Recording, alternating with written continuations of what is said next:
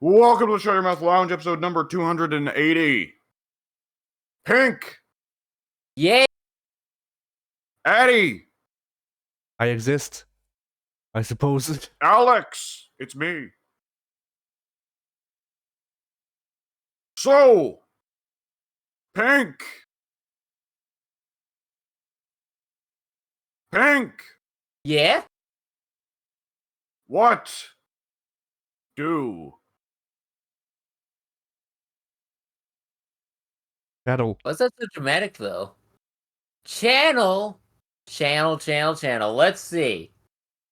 Do I have anything coming out at all? Yes, I do. I've got the NXT Universe mode still rolling out. It's gonna be a lot of NXT. It's gonna be only NXT. Forever. And ever and ever My and God. ever. Yes. What we've all been waiting for. NXT Universe mode rolls out semi-consistently all week long, and then by the weekend, I think it's gonna be NXT the Great American Bash rolling out as well. And outside of that, there should be nothing. I mean, there might be something, but there should be nothing. Ideally, there would be nothing, because nobody actually wants to see anything I do. Trust me. Hey, I don't know. Have you considered stripping? Well, I considered it, but then I realized I've got a tiny little wiener, so it wouldn't work out in the end. I mean, the build-up is nice, but when you get to the finale, it's like, well, that's underwhelming. Well, that's the trick. You never actually show it. That's a good point. You gotta have the technique. You get one of those rich cups of People say fish. they want to see the worm, but they actually don't want to see the worm. You get one of those ridged cups from Wish that makes it look like your dick is at least 8 inches thick for some reason. Thick? Yeah. In width, not length, width. Yeah. Good lord. You can't pass through some doorways.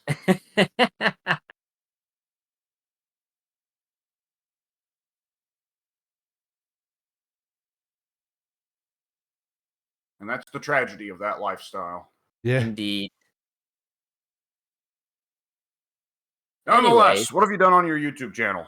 Oh, right, Yeah. that's what you already said that. Yes, I got so lost in the stripper joke, I forgot you actually said it. Yeah, that wraps up everything on my end for the YouTube channel. Excellent. Well then, Eddie. Well, I got nothing done because I'm still sick. I don't know how much it can be heard. It can probably still be heard rather well. But yeah. I've been... Being sick is bad, yes? Yes, I have been in... well, for one... Hot take. This entire week, my sleep schedule has been go to sleep for maybe an hour, if I'm lucky, wake up because I have to blow my nose, repeat until 6 a.m. When I just decide, fuck it, I'm not gonna sleep actually. And I've known that kind of sickness. I've known it well. And then I go to sleep at 2 p.m. and maybe sleep for 3 hours because otherwise I'll just shut down. Today is one of those days, but I also didn't go to sleep at 2 p.m. So that's gonna be nice. No. But yeah, so that's been kind of my week, and you know, whenever I'm awake, I'm kind of just like, I'll put on like a video and then be miserable in the background as my head hurts, and I'm blowing my nose, but I'm blowing my nose, but it's not doing anything. Like, technically, things are coming out of my body that should be. At the same time, there's an endless supply. and things that never get better, and have been plateaued. Nice. So yeah, that's where the videos are. I have a lot of shit that I want to record. I just also want to want to be able to be alive during my recording sessions. Yeah. Sense. So yeah, that stuff. W. All right.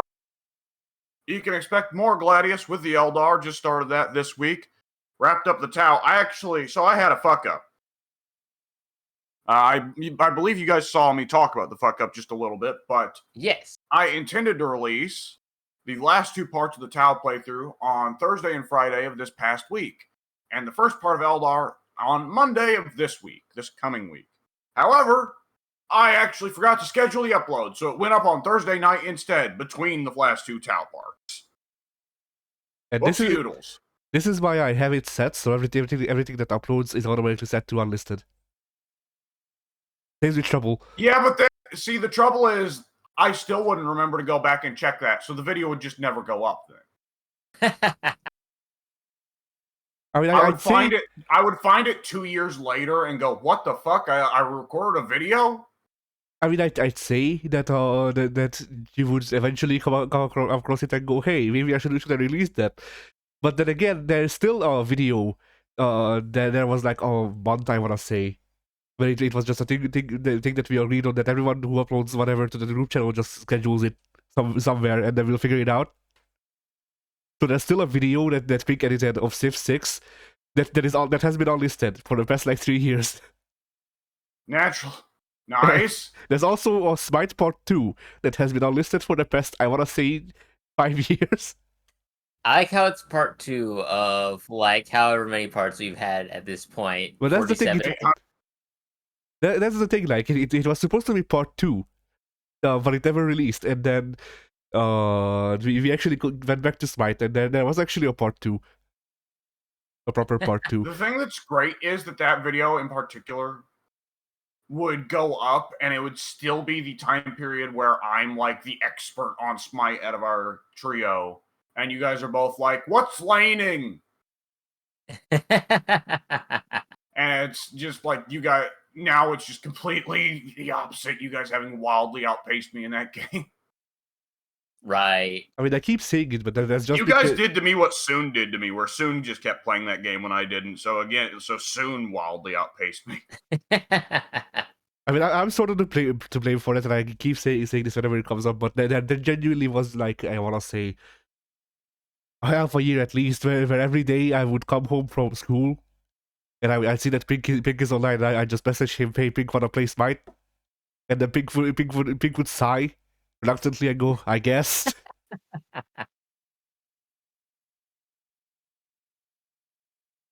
He guessed, and then he did. Simple times they were. Oh God, yeah, it was an entirely different time in terms of the way we did things.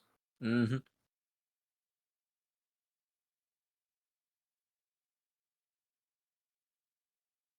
But yeah, I guess Pink. Oh wait, no, the group channel. I have it up.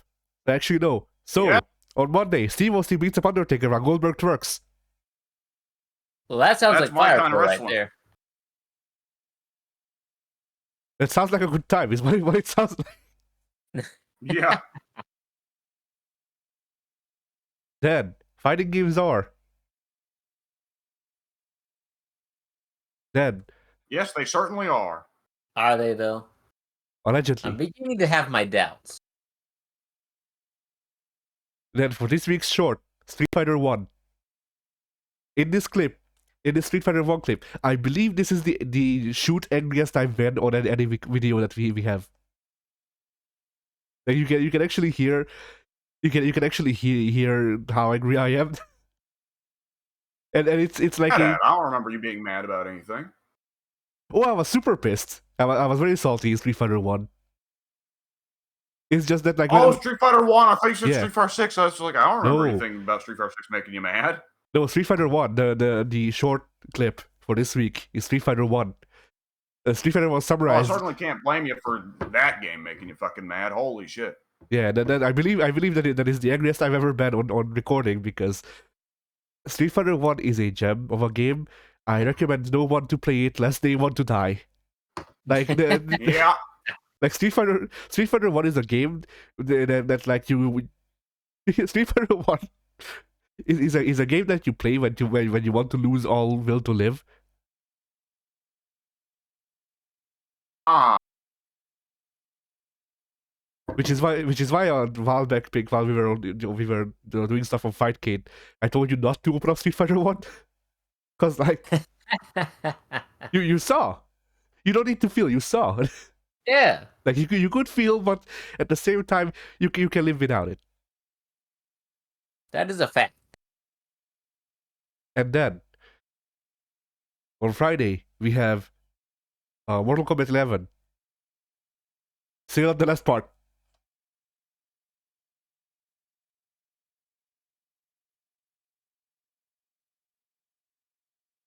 It goes on for quite a while, doesn't it?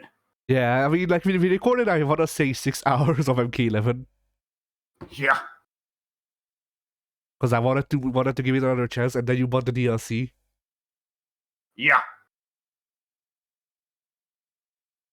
And yeah, we are getting up to the next Mortal Kombat video, which is gonna be in 2 weeks, by the way. The next Mortal Kombat video is the last one. The last Mortal Kombat 11 video.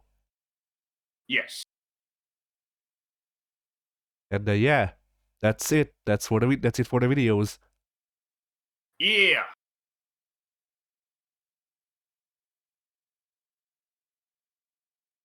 So, Pink, Yes. your week. No. So,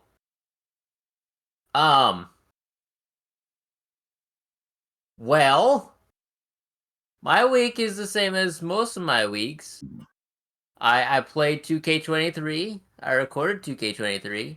And now it occurs to me that I don't actually have normal episodes of NXT coming out followed by the Great American Bash, because Great American Bash will probably be actually releasing on either today or Monday, because I think the last episode of normal NXT got uploaded last night. Anyway, I've been fiddling around in the universe a lot. I might be starting a WCW universe mode. That's not actually WCW, but just recycles older titles and show, and we'll see how that goes. I can't see you booking Sting for more than a single week without going into a blood rage. No, I just wanted to have a modern universe with my favorite guys, but not be held back by the restrictions of actual in-universe Raw. So it's like, hey, I'll just rebrand everything WCW. They gave us all the titles. They gave us a unique women's title, so that's cool. Let's play with that. So I was gonna have my NXT universe running, and then I'd have my WCW universe running that would use a lot of the talents that I don't get to play as, and I'd try to make sure that I'm not crossing the streams too much, because I want to have all the NXT goobers on NXT, obviously, and not have any crossover whatsoever. That way I get to play with all the toys in the toy box, but not have so much repeats. Because I know for a fact that if I put LDF on WCW, then they're going to get booked in every tag team match going forward. And then it'll be my NXT universe heavily featuring Legado del Fantasma. And then swap over to WCW, and then looky here, we got a whole new tag team division to play with. Here's Legado del Fantasma again. They're my world champions again. They're in both universes. They're champions in both universes. This is getting a little stale now. So yeah. You're hitting them with that FTR booking, huh? Yeah. Right. But the Pink, wouldn't you need to rename your NXT universe mode to the power plant? Technically, probably. but technically they're separate universes. So that's been the plan for about a week now. I just have to download a lot of into the Legado verse. Yeah. The plan for like a week now has been to create my own WCW universe mode, because as far as I'm aware, when I YouTubed it up, nobody else is doing it, so I figured that's easy pickings for me. And lets me show off the new updated WCW women's title that they introduced in the last patch, which is now no longer relevant to the eyes and minds of the 2K23 universe everywhere. Look it up, because I could swear that belt was held by like 2 women. It was held by, and one of them was Akira Hokuto, and I remember it because it's so weird in hindsight for historicity's sake. Yes, and we were mentioning this on a couple podcasts ago, and you mentioned that you didn't think Alundra Blaze had ever actually held the title. I thought you were wrong. I thought she held it at least once for at least a day, but no, I was getting my history confused. That was basically WWE, where she held the title and had like a match with Bull Nakano and nothing else. In WCW, it was actually much worse because she never held the belt at all. Yeah, in WCW, she did hold the Cruiserweight Championship, though. Correct me if I'm wrong. I think you're wrong. I believe she did. I believe it would have been near the end, though. It would have been Russo's period. Right. Because, let me see here. I'm going to look at the history of reigns. Because they definitely booked at least one woman to win the WCW Cruiserweight Championship. Almost certainly because China got over when holding the, Intercontinental. Yes, Alundra Blaze or Medusa did win the WCW Cruiserweight Championship on December 19th, 1999 at the 1999 Starrcade by beating Evan Karagias. And then Evan Courageous was the WCW Women's Cruiserweight Champion? No, the regular Cruiserweight Champion. Oh! That does bring up another point, but hang on. Let me get to that in a little bit. Okay, so we've got a string here. So, Evan Courageous wins it in November 21st of 1999 at Mayhem. He loses it a month later to Medusa. Medusa loses the Cruiserweight title a month later to guess fucking who? Super crazy. Ed Ferrara under the Oklahoma gimmick. Where he went out and made fun of Jim Ross's Bell's policy. Yes. Who then vacated it so it could go to Prince Iakia under the Artist gimmick.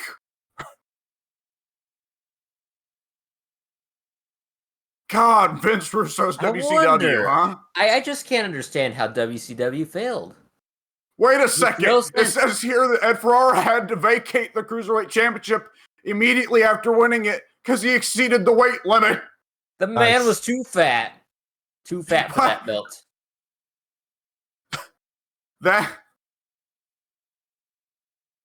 Hang on, wait. It says later on Daphne won the Cruiserweight Championship. Yeah. I forgot Daphne was in WCW at all. Yeah. And she was a 2-time Cruiserweight champion? Wait, hang on. It was temporarily held by both Crowbar and Daphne at the same time. Yes, wait a second. They were co-champions. Because they had beat Chris Candido and Tammy Sitch, in a mixed tag match for the Cruiserweight belt, which somehow worked out so that Crowbar and Daphne were co-champions. And then Daphne beat Crowbar to become the only champion. That is a fact. And this is May of 2000. Is this not already by the point that they got rid of Vince Russo and it was being booked by like Kevin Sullivan? Probably. Probably. But hang on, let's go back to that. WCW didn't just have a women's title that they never put on Medusa. They had 2 women's belts at the same time. I did not know this. They had a heavyweight, I guess, women's championship, which was held by Akira Hokuto. She won it first. Then she vacated it. Then Devil Masami won it. And then they got rid of the belt altogether. Yeah. Well, at the same time, they had a women's cruiserweight championship, which was held by 3 Japanese women that I have never heard of in my life. And then they got rid of that one. Yes. So is this like a situation like WWF running the WWF light heavyweight belt through Mexico and Japan, but never really using it in the States until the late 90s? Yes. When it, of course, became, for all intents and purposes, just Taka Michinoku's belt. Yes. Yes, indeed. Okay, because that one is also a funny one when you look at the belt history of that. And it's like, oh, yes, the WWF Light Heavyweight Championship held by Taka Michinoku, X-Pac, Tiger Mask, and El Villano 3. What?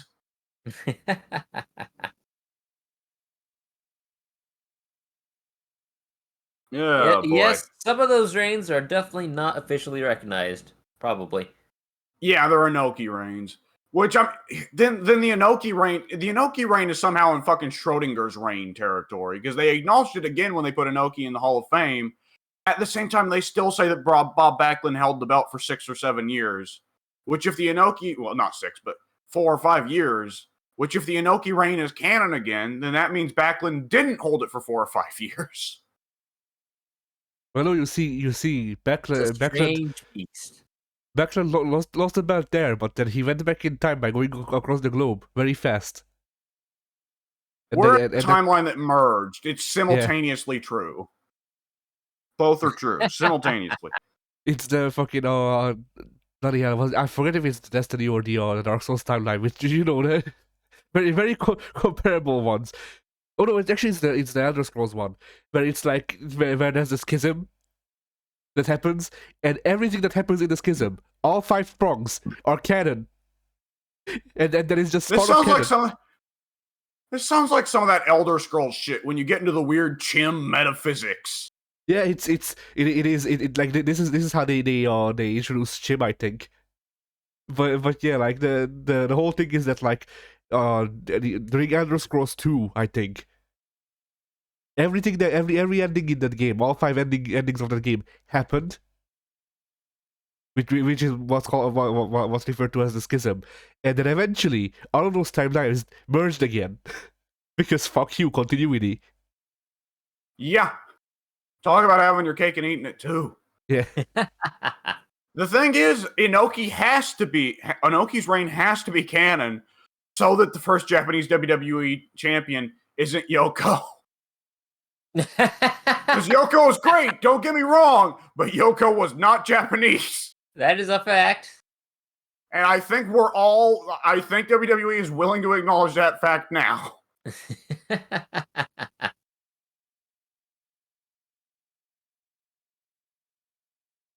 Oh, boy. Nonetheless, what were we talking about? We were talking about what I did this WCW Women's week. Championship. Right. Yeah, I was mentioning those belts, and that's how we got in that historical trip down history lane or whatever. I love History Lane. History Lane's the worst. I hate it. Let's see. Outside of all the 2K23 shenanigans I did this week, I also watched all the Star Wars films on May 4th. Obviously. Yay. I'd forgotten how abysmally paced the Phantom Menace is, because that's a rough film to sit through. You got some parts that are just flying at 110% speed. You've got what's that stupid old guy's name who I hate? Transporter, not Transporter. That's Jason Statham. Liam Neeson. Liam Neeson. You got him babbling about midi-chlorians for like 10 minutes, or at least it feels like it. And it's like, this is garbage. Who approved this? I don't understand what's going on right now. So, proof with a pass. Yeah. And then you've got conflict between Obi-Wan and Liam Neeson for 5 whole minutes before Obi-Wan is like, hey, sorry, Master, I was wrong to judge you, or misjudge you, or I don't know. It's irrelevant. And Liam Neeson is like, yeah, it's irrelevant. Water in the bridge. Then Liam Neeson dies like 20 minutes later. I was about to say, Liam Neeson turns out and says, no, and then dies. Yeah. It's cool, man. I'm going to go get impaled. Okay, bye. He's already impaled, but he's turning around. It's terrible. It's like, I knew it wasn't a good film, but I'd forgotten how absolutely atrocious it was. Yeah. I mean, even as a kid, like, when you're a kid, you're generally pretty easy to please. But even as a kid, that movie feels like, really, there's just the Darth Maul fight, and then there's the rest of the movie. Uh-huh. You know, it's really funny how when I was a kid, I watched Star Wars and I went, I like Darth Maul. And now I think about Star Wars as an IP and I go, I like Darth Maul. Nothing else, just Darth Maul. I like him. Character, because he's the only good part of Phantom Menace. And so naturally, even though he gets cut in fucking half and thrown into a bottomless abyss, they nonetheless were like, actually, let's bring him back. And he does a bunch of cool stuff in Clone Wars. Mm-hmm. But he's also this one of the best spider scenes in the entire fucking Star Wars franchise is when him and Obi-Wan meet up again in Rebels. That's the only scene I've seen out of Rebels, and I think it's the only scene I need to see. Except maybe I could probably stand to see the Asuka and Vader showdown, but Vader's not ready for Asuka. We all know this. That's true. And I like how we're not calling her Ahsoka. We're calling her Asuka. I mean, I Vader's call her not- Ashoka because that's how that's how. When you put those letters Ashoka together, is not. Ashoka was the fucking leader. Ashoka was the leader of India in the ancient era. Yeah. that's how they refer to her over here, Ashoka Tano. That moves the H to the wrong place in their name. The H comes before the S.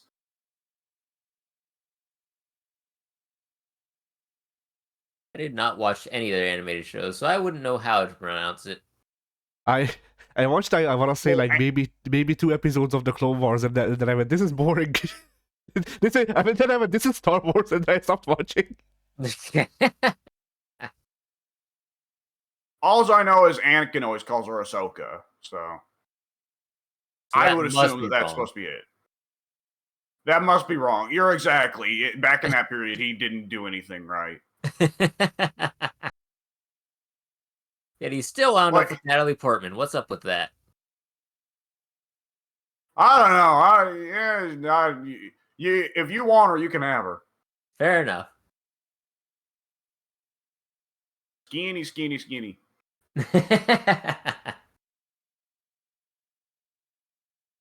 But yeah, all 3 of the prequel. Are they prequel? I forget. Yeah, prequel trilogy. I want to make sure I'm not thinking about the sequel trilogy or misnumbering them.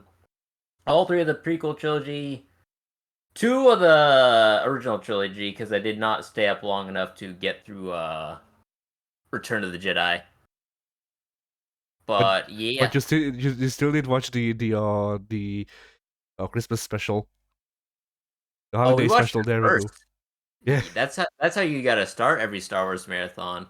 You know, from humble beginnings. As they say, everything starts with Life Day. Yeah. From Long Con. You know, begin.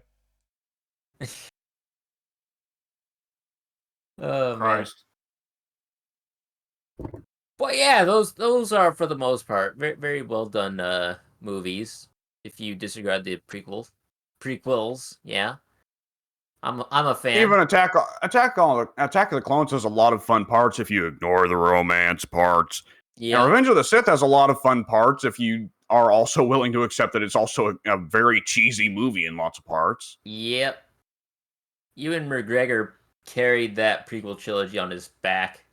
Oh my god, yes. Then he came back like 20 years later and had a show. I wonder if that was any good. From what I hear, he didn't. That is also the case. Maybe one day I'll finish watching that series, but probably not. We'll see. When are they gonna? I'll let you know like 20 years from now on podcast number 300.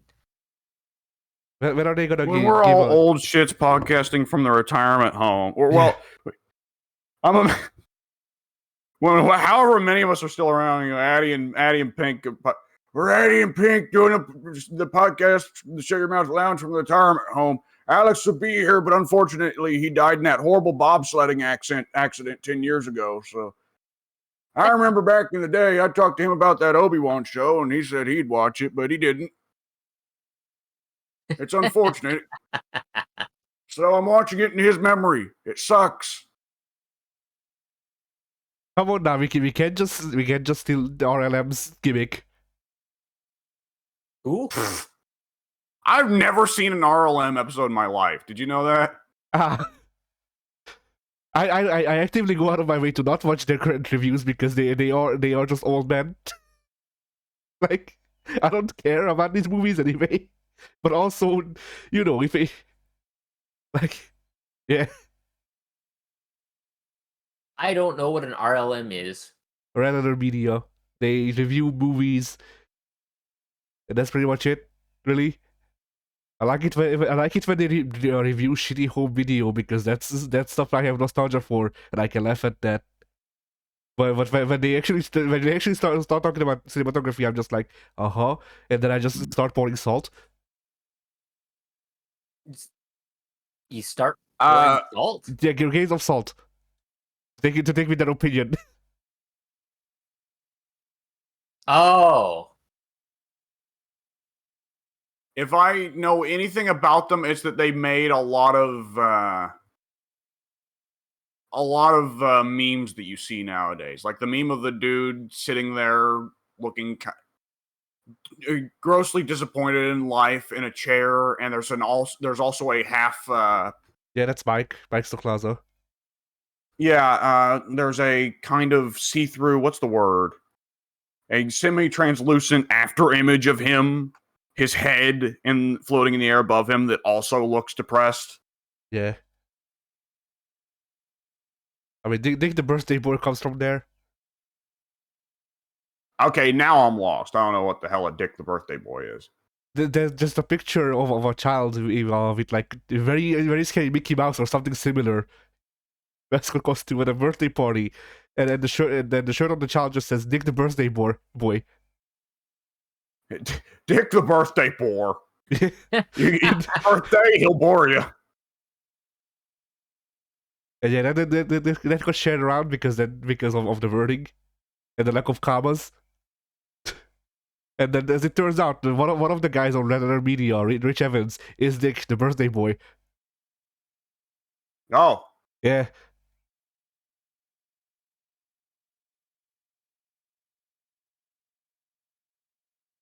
But good yeah, for him. the real question though with Star Wars and stuff is when are they gonna give a spin-off movie to everyone's favorite character, Jar Jar? I'm still Oh, a it's big fan of happening. that Gonk droid poster that people put around.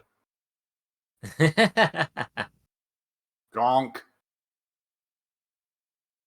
Truly an icon. I was gonna suggest making a movie about Java, but that could actually be interesting. So obviously, Yeah, I was gonna say, because I've always had questions about the Jawas. They can't all be like that. Did you know that Jawas are actually force sensitive? potentially. Not one of those creatures. They're actually immune to the force suggestion thing. Both.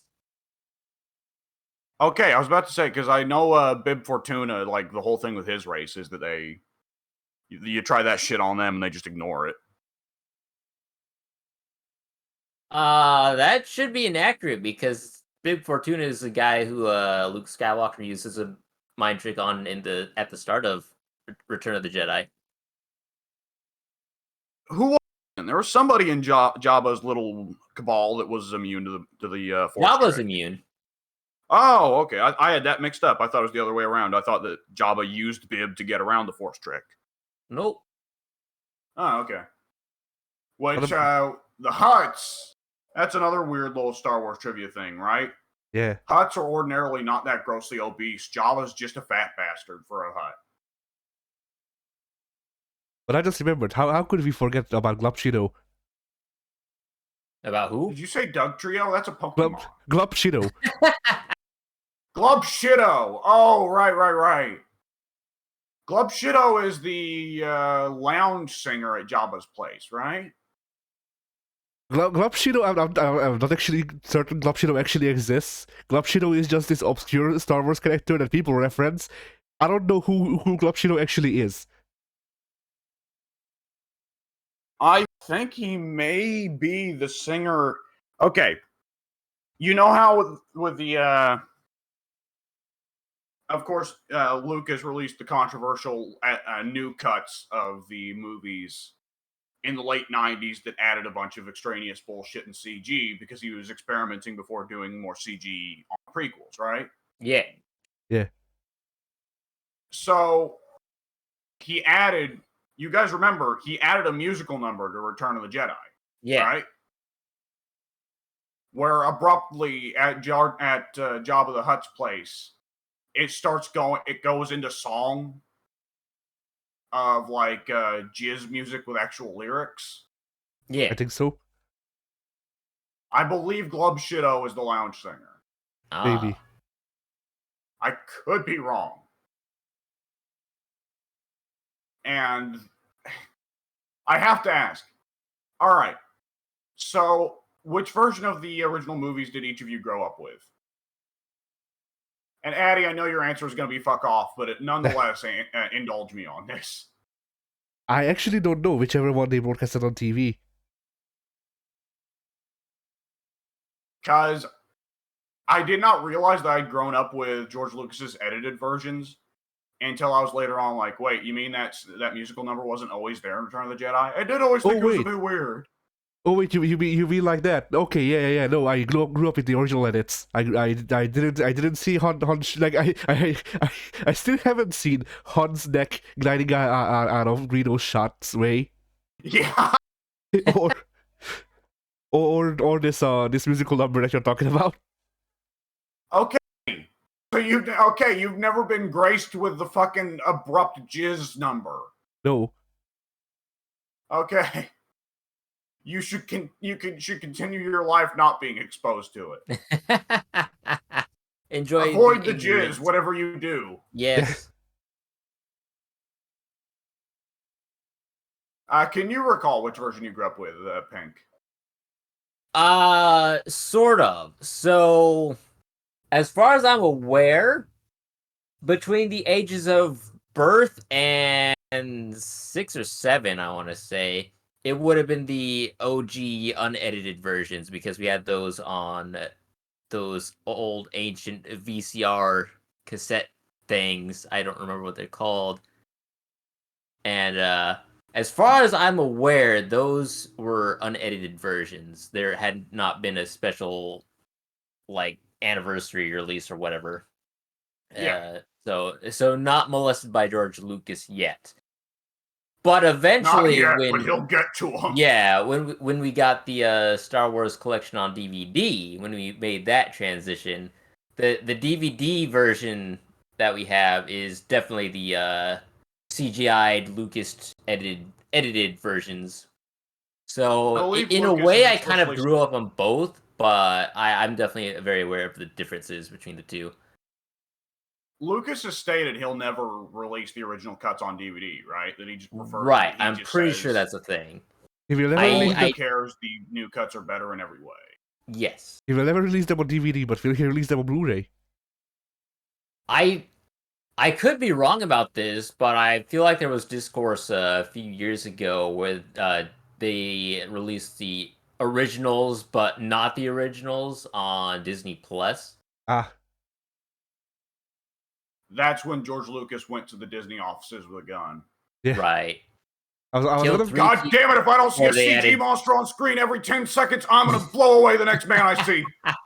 I was going to make a joke about Laserdisc. Then I remember that there actually is a release of the original edits for Laserdisc.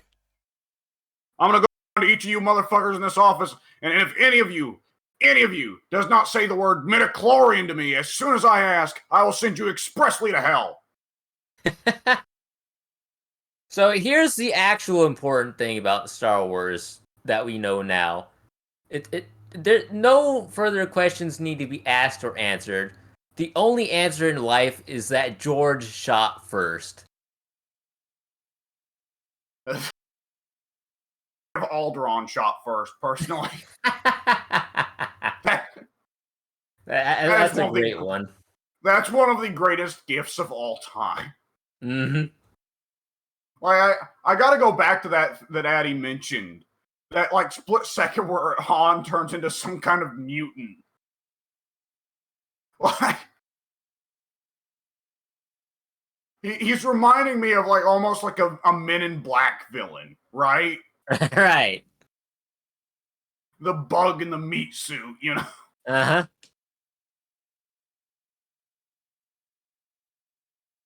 Oh boy. Star Wars is stupid. Absolutely. Yes. What a treasure it is. And we that probably wraps up my week, because it was just 2K23 and May the 4th. Okay, Addy. Well then. Let's see.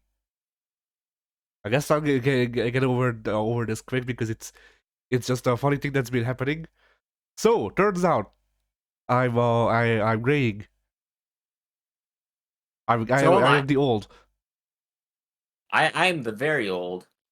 Okay, Pig, as under graying man, are you supposed to is your hair supposed to turn red before it start going gray for some reason? I don't believe so. Okay, because it's been I doing don't that. know. It's been doing that. It's been my hair has or my beard actually, because that shows it more. My beard has been in patches going red, like visibly red. Not red, completely red and red, but just like red enough that you can see it's tinted red before before going gray. And at this point, I'm thinking about just saying that I'm reaching my true form, reaching true mastery in the Satsui no Hano. Cause fuck it.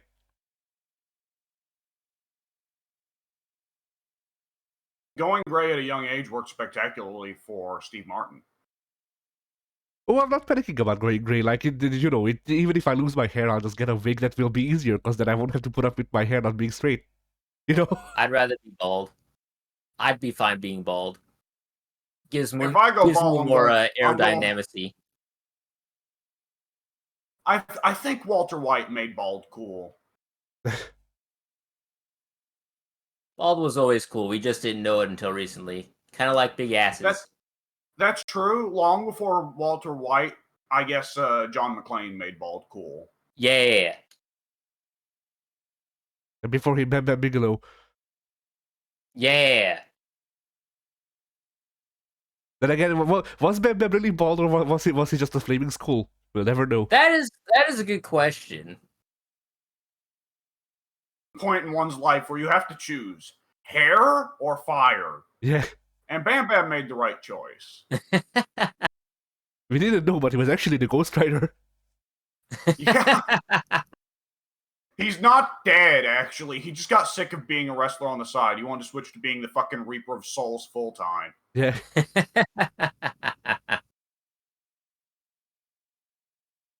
But yeah, like, going gray doesn't worry me as much. I mean, it will make some dying jobs easier, certainly. And then once my hair goes, as I said, I'll just get a wig. That'll make my life easier, if anything. Because my hair just has a strong will and has actually killed like proper like barber's clippers in the barber shop while they were cutting my Dude, hair. for a second, I thought you were going to say your hair has killed a man. Close to it.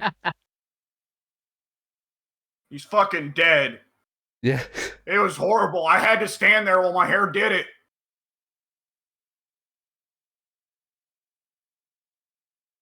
So yeah.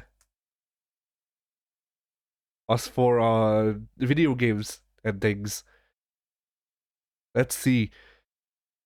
I played a bit of Chivalry 2. Literally 2 matches. I played the tutorial. Alright, tutorial match finished. Game crashes. I go, okay. That's a bug. Boot the game back up. Save file corrupted. Okay. Skip the tutorial. Maybe it's just shit. Go into an online match. I had fun. It was a good experience.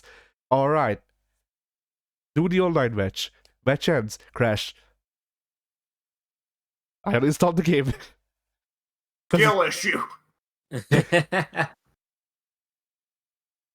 Does not sound like the most stable of games, from what I've heard from these very, very few anecdotes. I mean, the problem here isn't even the crashing. I mean, that sucks too.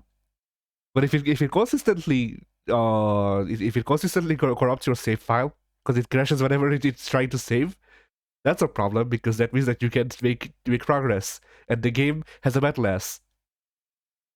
Oh! So, like, you can play as the most basic as knight, or you can just not play. Pretty much. Let's hope it's a really good night. Yeah.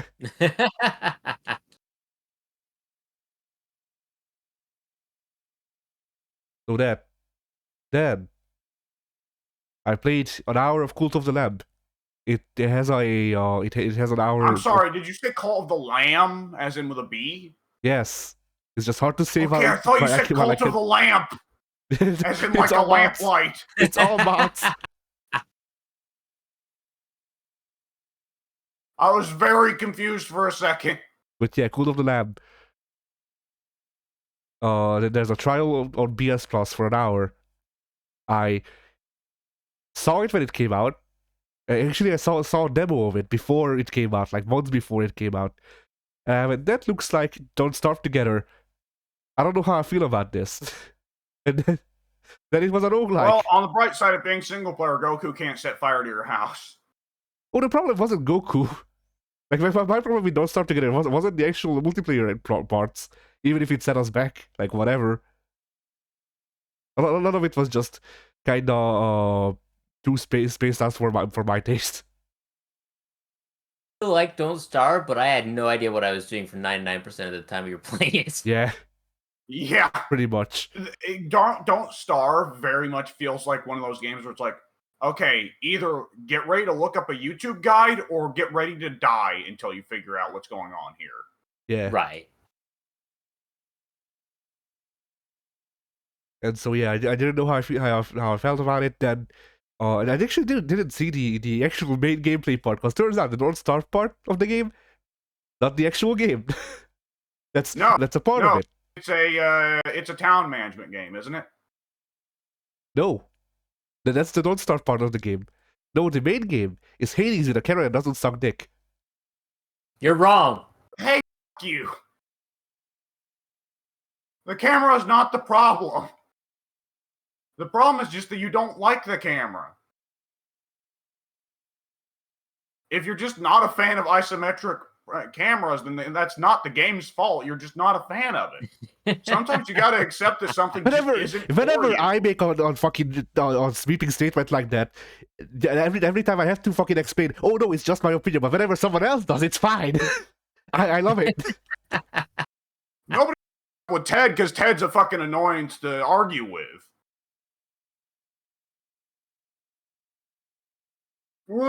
Like, I'm well aware that it doesn't make Hades suck dick, that it has an isometric camera. I will still say it though, because fuck it. I don't care about being fair. But just bullshit, because whatever, fuck it, I don't care, is the kind of stuff that makes Mike and Ted the old kooks that we all go, Mike and Ted, don't take them too seriously.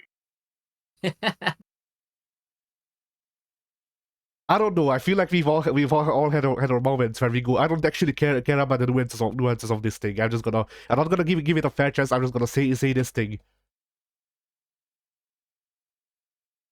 We should. The death of nuanced discussion is one of the things that is causing the modern times to suck so badly.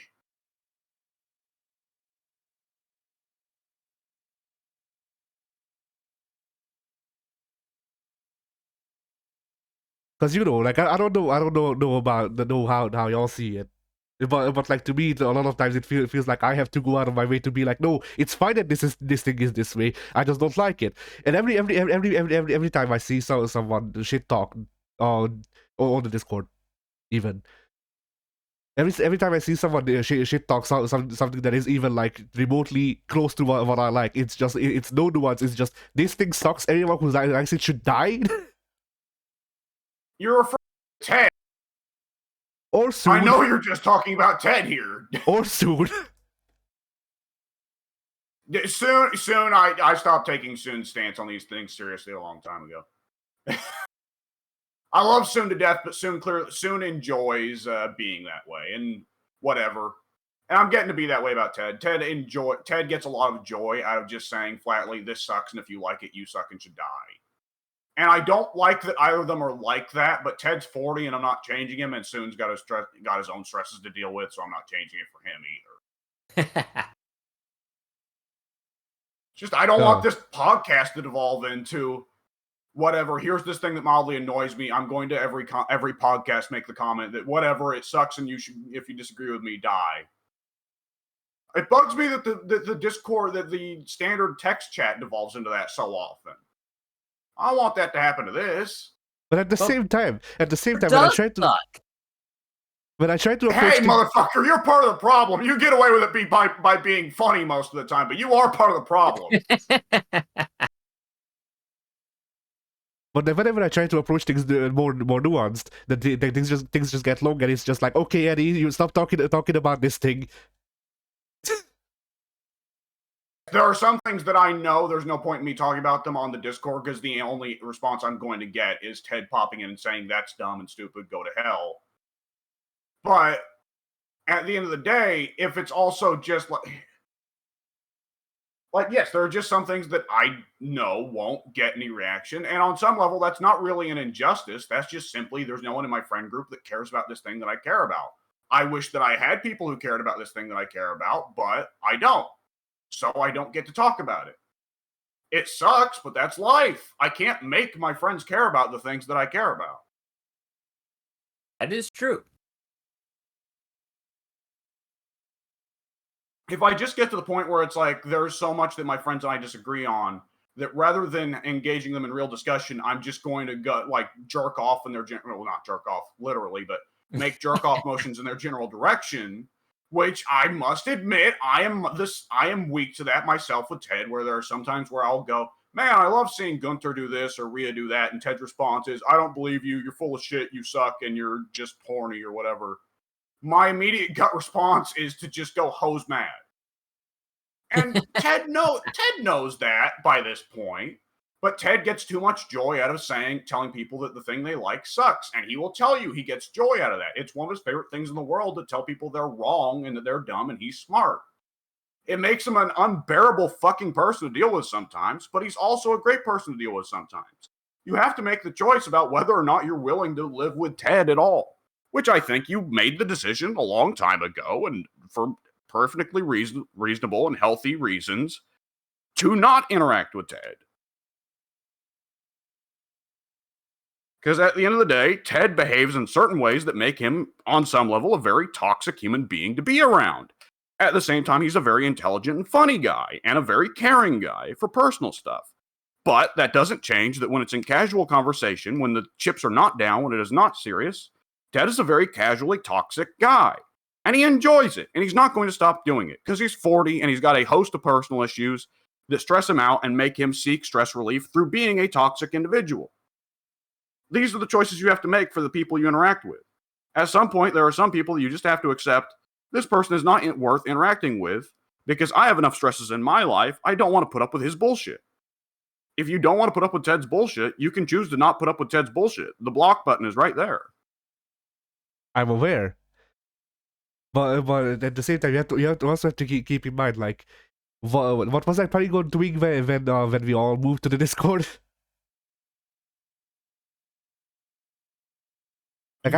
See, the thing there is you jump to, oh, well, I should resign. But you can have me and Pink and Derek here to talk with Ted and keep an eye on Ted because you're not the only admin. Like, by all means, there are plenty of Discords and forums where the guy who is the quote-unquote head admin does very little because he doesn't want to. And that doesn't mean he resigns. He sticks around, and whenever there's big issues, he can speak up. If there's something that he's opinionated on, he can speak up. But the reason you appoint other admins and moderators is because you can't be there all the time or don't want to be there all the time.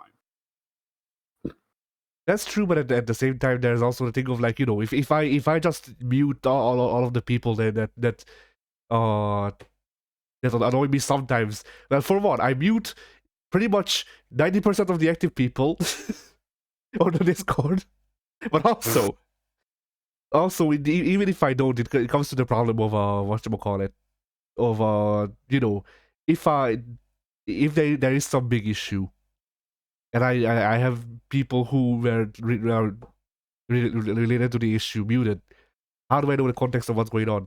How can I make a judgment? When you have people muted, you can still go and click on their posts to temporarily see them. I know, but are you sure that the search button or the search function will actually work on Discord by then? Because they broke it a while ago, and I forget if they fixed it since then. But yeah, like, you know, it's then you can just get if it's an issue that the rest of us are aware of, then we can just link you to the post. I suppose.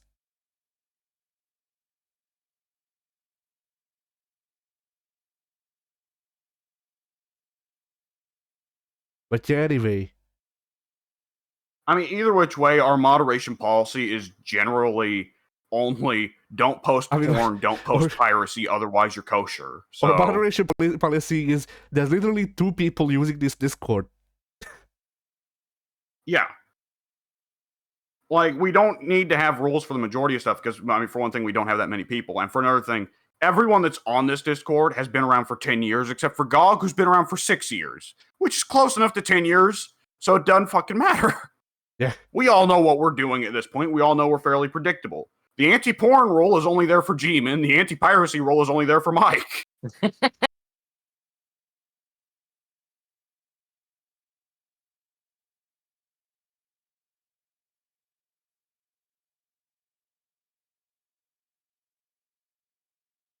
At the end of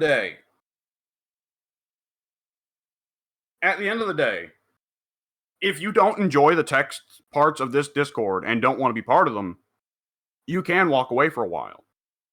Most everybody that is involved in our group has at some point taken a break.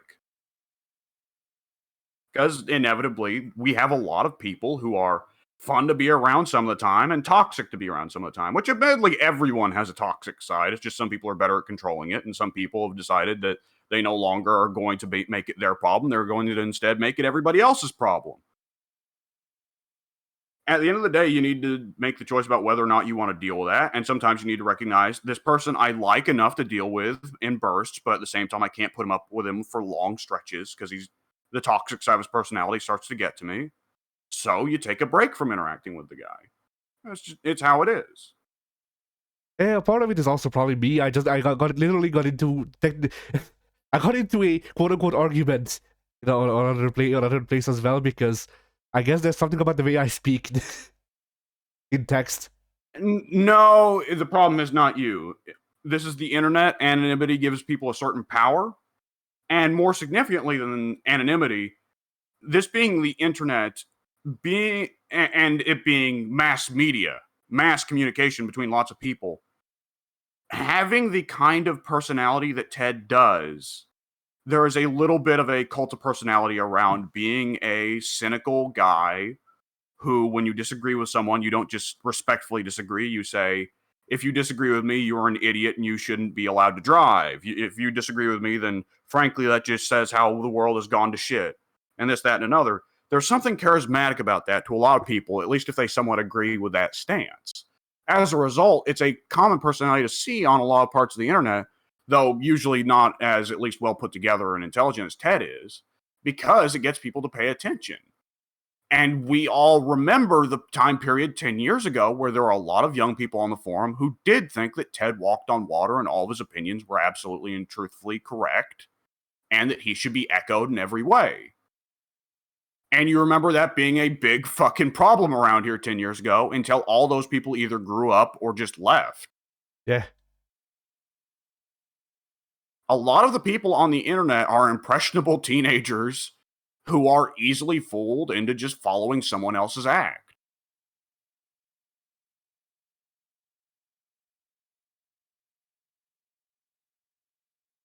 It's how it is. It's a mass media, and people in crowds make dumber choices than an individual by himself every time.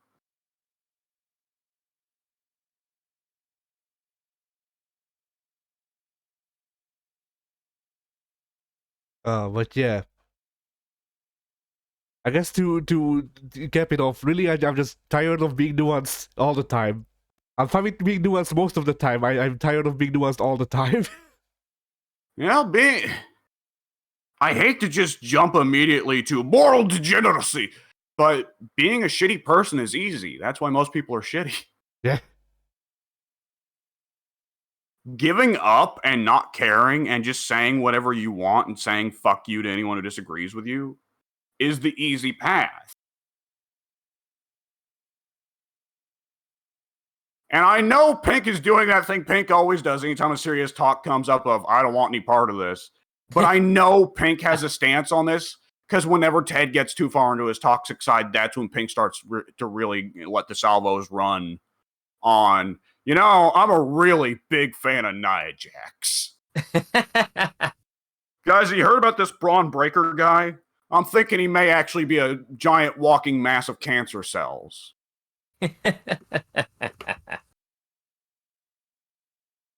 Beetle, my favorites. What's up with that? Disgusting. It's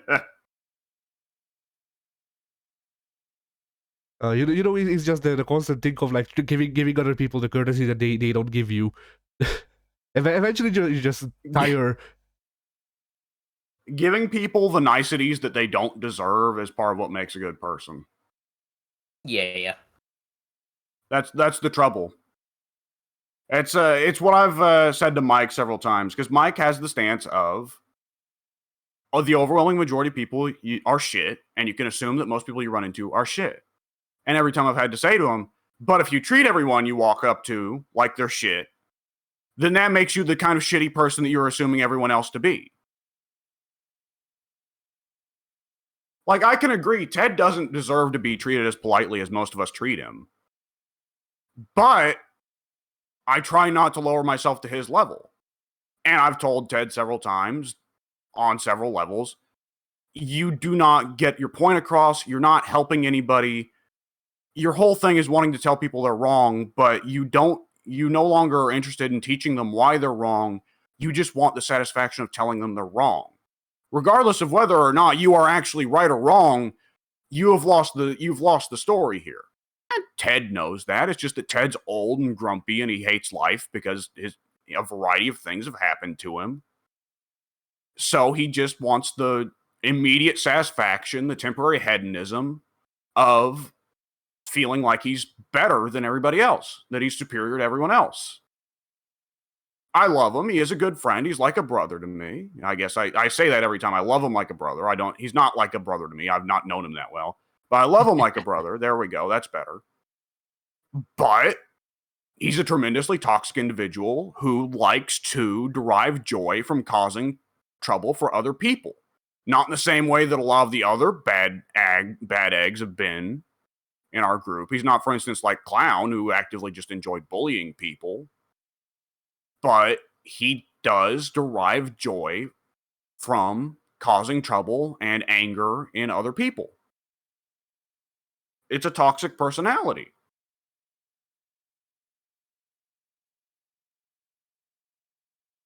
Yes, so.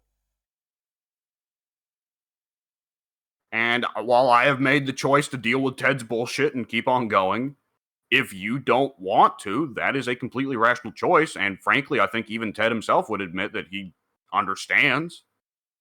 Though I think that at the same time, if you said that to Ted's face, it would probably make him incredibly sad, because he at the same time doesn't like being confronted with the fact that he's actually a very unpleasant person to be around. I mean, that would probably also depend on how you put it. Because if you just literally go up to Ted like you're an unpleasant person to be around, that's not the most Mike did way. that, dude. Mike did that. Remember, and it fucked that up. Yeah.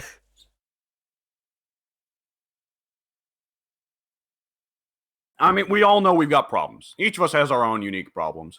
And we know we've got our problems, unless we're the kind of person who has mixed ourselves up into an incredible, deliberate ignorance so that we can go through life feeling we are perfect. We each know we have problems. Ted knows he's that way. And while oftentimes we have our problems and our personality issues because it gives us the immediate satisfaction of indulging our problems, we also know we shouldn't be this way. And when we're made aware again of how much trouble we can cause for other human beings by being the problematic people we are, then we will in the moment realize, I shouldn't be this way. But at the end of the day, a lot of those problems are caused by baser instincts in our stupid lizard brains that drive us to push for immediate gratification, immediate pleasure, hedonism, the pursuit of pleasure over all things. Ted knows he shouldn't be that way, but his gut instinct when somebody disagrees with him is for him to say, you're wrong and you suck, because he gets pleasure out of it.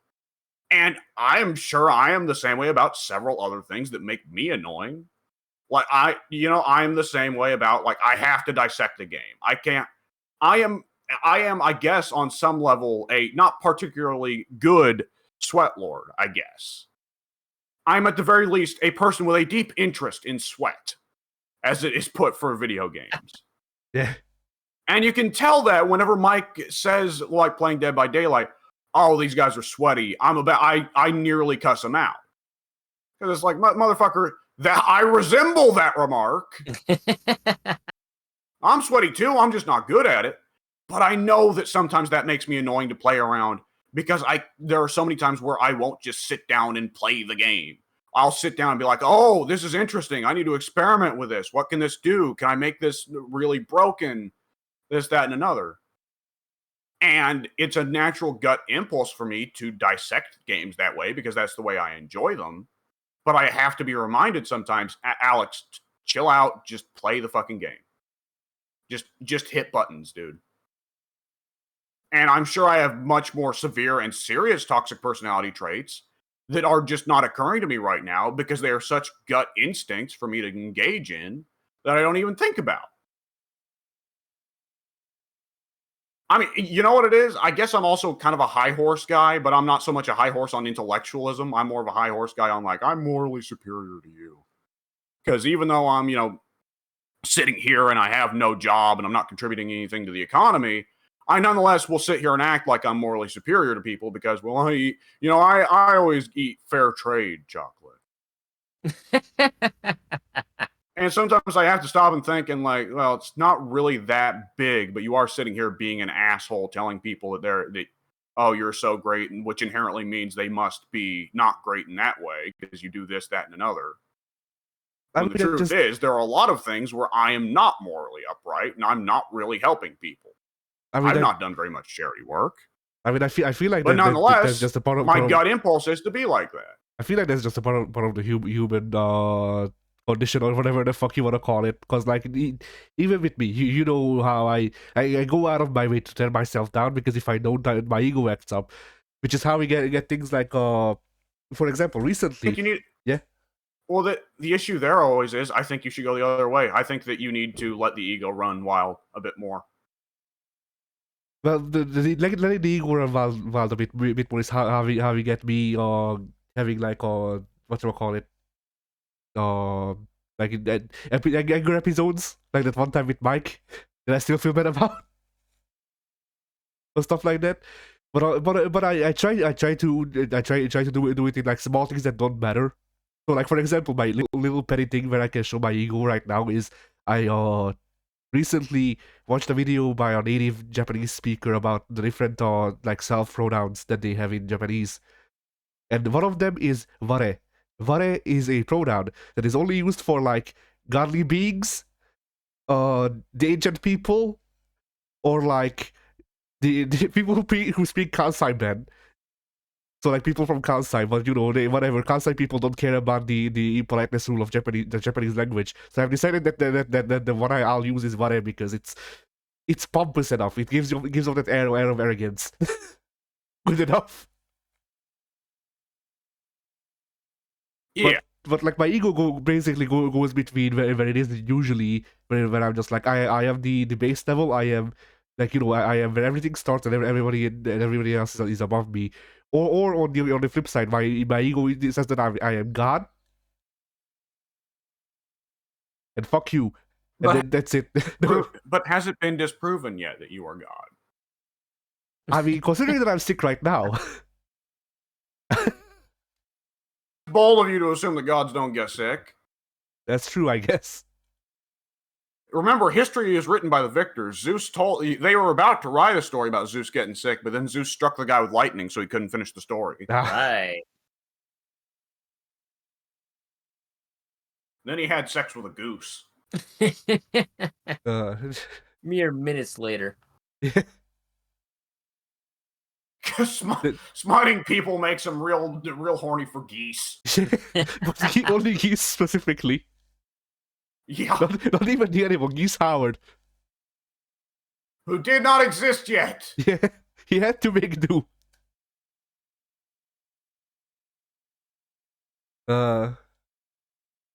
Although I suppose even with the God thing for me is just like think of like it's something in a similar vein of Attach setting his beard on fire, or well, setting the sparklers on fire in his beard.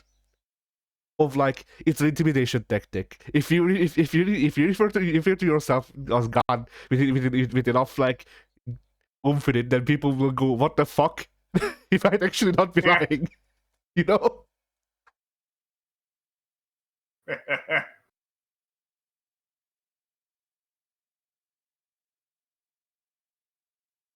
But yeah. Whew. So anyway, Cult of the Lamp. Yeah, Cult of the Lamp. It features a roguelike beat 'em up, I guess. I don't know. Not really a beat 'em up, but I don't know what to call it. It's a roguelike hack and slash where you go between screens, and sometimes you can free people, sometimes you can get resources, I guess. I don't it's just a roguelike that is structured like Slay the Spire, for example, that has a similar map screen mechanic. Yeah. And you go through the thing, you reach the end of the randomly generated dungeon, and then you go back to your homestead, and you tell the people that you freed what to do, and you build shit, and then you clean shit up because people shit all over the place, and if you don't clean up, they'll get sick. If they get sick, then you lose 10 fate points. Aside from the one sketch fetishist, he gains 10 fate points. Why? I I'm wouldn't. He perplexed. gained That fate was points. a lot of information to take in. I think it's fairly obvious why he gains faith points. I don't know why you'd be confused about that. No, why is it in the game? That's what I'm confused about. Oh, I mean, you want to tell me that isn't a big part of Satanism? My understanding about occultism is that most of the time it just boils down to sex stuff anyways. That's the thing though, like with Cult of the Lamb. You're not really, there is the religion you're going against isn't really Christianity. It's kind of just like, it's Satanism going against like Cthulhu people. You know, Satan probably is preferable to Cthulhu, yes. You worship me by having lots of sex and making pentagrams. You worship me by turning into a huge eye monster. Yeah.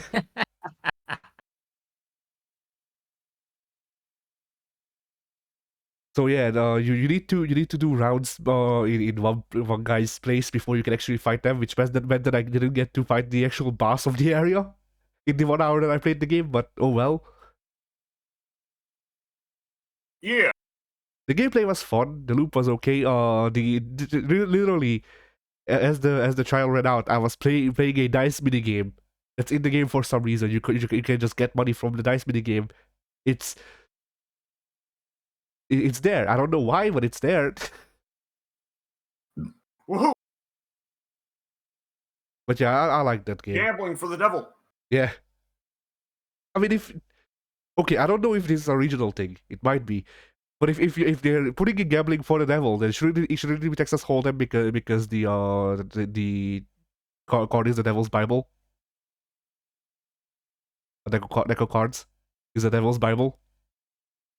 By merely asking that question, you have already proven that you know more about gambling than I do. My grandma used to refer to a deck of cards as the devil's Bible. That probably is a regional thing. However, that also just sounds like something your grandma could have made up in the moment to talk about how gambling is evil. Maybe. Which, I mean, credit to your grandma. That's. I like that term. Yeah, that's a good term. I like it. However, it's probably a good thing that no actual gamblers heard about it because they probably would use it unironically. Yeah. Can fate for Pro Francis to really release the third chapter of the Bible Black. Anyway, yeah. Is this a porn thing? Probably. I've heard the name, but I don't actually know what Bible Black is. I think it's hentai, but I'm not sure. You know, that does sound like what I would expect.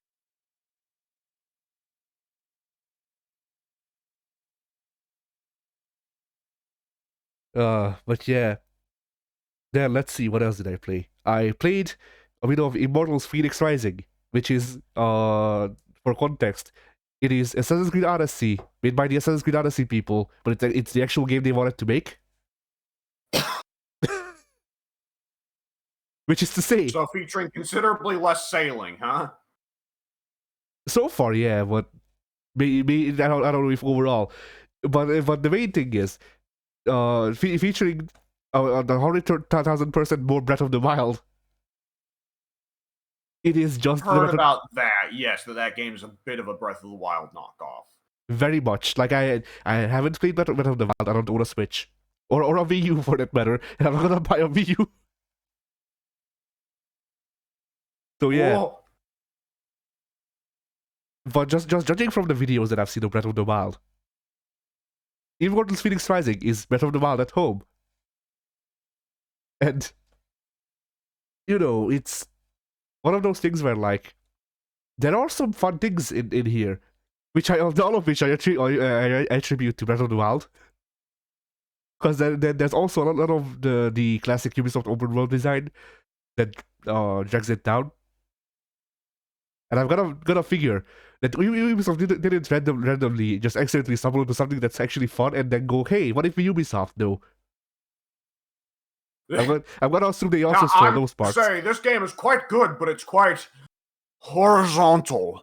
We need to add some verticality here. What if we add a little bit of a historical element moving forward in time? Say, fellows, have you ever heard of the Borgia family? That's the thing, they don't do that with the story or whatever. No, it's just like it's a lot of, like, Ubisoft looked at Donkey Kong 64 and went, yes, that is the game design standard that we want to set. Donkey Kong 64. Which is to say that Ubisoft has all of the collectibles and none of them do shit.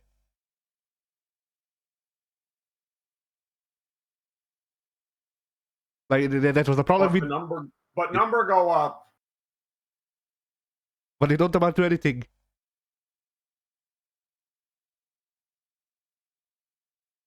But yeah, like, I don't know why they thought that adapting that sort of game design would be a good idea, considering Donkey Kong 64 is generally thought of as the worst 3D platformer on the N64.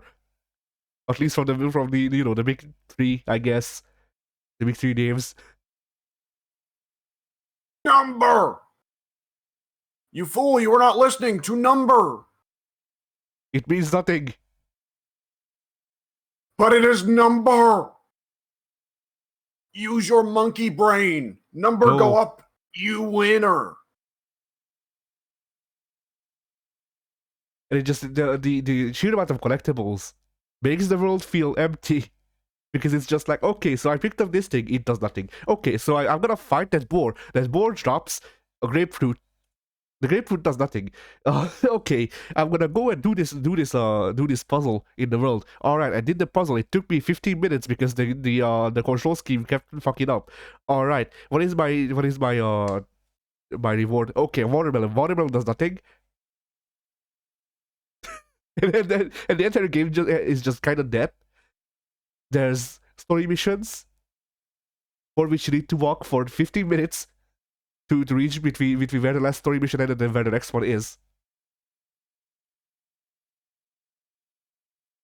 And all of the movement abilities, you just have to randomly figure that you can actually buy now.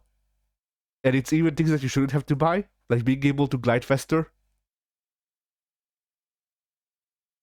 It's too powerful.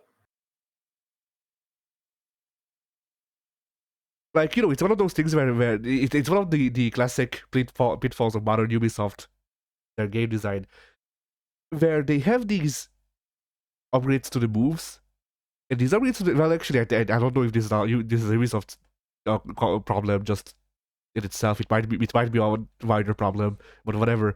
But the problem is that they have this move like, hey, I'll have a dash, I have an air dash, or whatever. No, I have a glide. Let's go with that one because that was easier to show. Okay, when you unlock the glide, it's a very slow glide because your character is still getting used to it.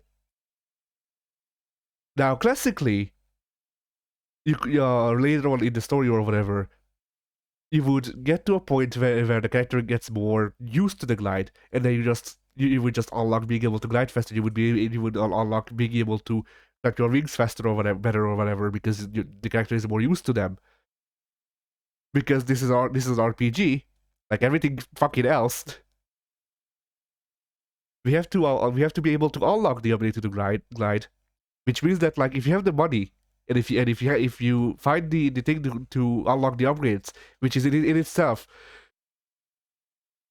fucking treasure hunt, then immediately you can get the gliding, and then in like 20 minutes be able to glide faster, and your character learn nothing.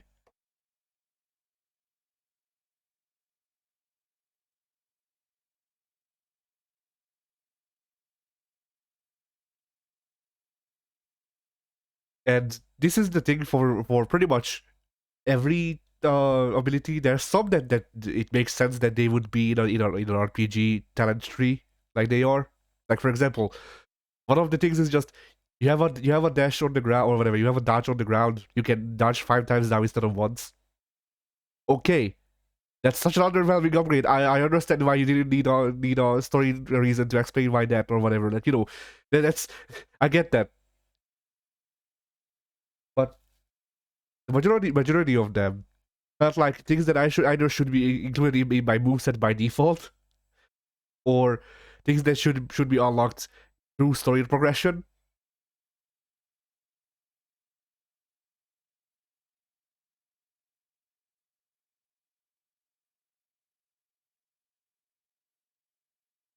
And once again, I get nuanced and shut the fuck up. All right. So anyway, This is the thing. Me and Pink can't invent opinions about this game that we know literally nothing about. Yeah, I've not seen gameplay. I've obviously not played it since I've not seen gameplay. I've not seen trailers for it. So I know it exists, and that is the only information I have to go off of. I mean, Pink, There's a certain liberty in how I just play the same games every fucking week.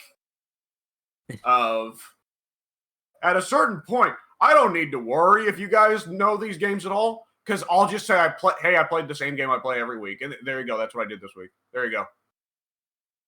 Like, this is the problem you have, Addy, of being the one who always actually plays new things and tries new things and like tries to actually push into new territory. Is me and Pink haven't pushed into that territory, so you're just like, and this is like this, and this is like that, and here's this opinion presented very, very well. And me and Pink, like, the best we can do is we can like golf clap. We have an not emote. We have a soundboard for that, don't we? I think so. We do. That is true. Wait, However, I didn't want to actually use it. What? We gotta use it now. We gotta use it now. Where is it? Where is it? I don't. You go ahead and do that. I'm busy making movesets. How do I just? I'm busy. Speaking of, I'm busy doing the same thing I do every fucking week. I'm so satisfied with complacency. It feels good. Why do I not have access to the actual Discord soundboard? You should have access to it. All I get is the Devolution soundboard. Scroll down, Pink. I can't scroll down. Then press on the Discord. Pressing on the Discord sounds does nothing. Weird. There, I did it for you. Mission failed successfully. Yeah. Hulk Hogan. Cole Hogan. Well, now I can't close the Discord Nice. or soundboard. Help! Help! You're stuck there. It's gonna be there for all eternity. Trap 2. So hey, at least you're both suffering. Yeah. Two people is better suffering together. Two people suffering is better than one. Wait. It's just basic math, you know. But yeah, Uh, Pig, so if you wanted to like, I don't know what your main issues were with Odyssey. If it's on Game Pass, you might want to give Immortals and Phoenix Rising a try because it seems like Odyssey without the Assassin's Creed bullshit and sailing. Uh, my so I didn't hate Odyssey like you did. My biggest and really only issue was the level scaling, where I wasn't allowed to kill people that were 100 levels above me, even Yeah. though in my opinion, that shouldn't have been the thing. Like if I'm doing a stealth takedown on somebody, it shouldn't matter that they're 2 levels above me. It should insta kill them and not merely stun them, so I can spend 10 minutes whittling them down until they're dead. That was my only issue with the Odyssey, the awkward level scaling. Yeah. I love The that with RPG level scaling, where it's like, okay, it's definitely possible to beat someone at level 100 while you're at level 1. It just takes forever, but the game is so fucking broken, it's very possible. Right. Right? Because Right. then it's just annoying. Mm-hmm. Like if it was the level 100 guy has a full screen nuke move on anyone who's, less than 10 levels or more than 10 levels below him, that's a bit more tolerable. But yeah, no, like you see this guy who has the same moveset that looks the same as that guy can hit harder. Why? see, Fuck you. that's the thing that really confounds me about the Assassin's Creed RPGs. It's like, it's Assassin's Creed. It's gonna be swordsman A. Generic sword infantry A is level 500. Generic sword infantry 2 is level 2. Okay, but why though? Yeah, exactly. That's Like in a fantasy setting, I can accept. Okay, there's magic bullshit going on, all this, that, and another. But this is a goddamn historical setting. There has never been in real life a level up pop up that means you are now immune to swords getting stabbed as long as you got stabbed by someone who's more inexperienced than you. exactly, which is why I prefer Valhalla out of the three because Valhalla allows me to turn that shit off. Like,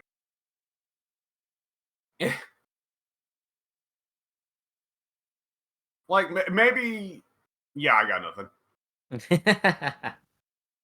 But yeah, as far as I could tell, Phoenix doesn't have levels as much. Like it has enemies doing more damage than you and shit, depending on where you are. But it doesn't really have the problem of like this guy is 5 levels above me, therefore he's a school and he takes of 5 million damage, and one attack with his left toe does 5 million damage to me. No, in Immortals it's a bit more balanced. Like once again, it really just feels like RPG tropes as long as it fits the setting, but it's a fucking historical setting. What's going on here? the Animus. This isn't goddamn Dragon Ball. It's not Dragon Ball, but we sure as fuck will try to make it Skyrim. Oh god. I like how they were trying to copy Skyrim like 10 years after Skyrim. Oh, that's the thing. That's the thing, Pig. Like they're not just trying to copy Skyrim. They're copying Skyrim, Witcher, and Dark Souls. 3 game design philosophies which totally fit together. Yes, 100%. Remember the sex in Dark Souls? remember the sex in vanilla Skyrim? Yeah.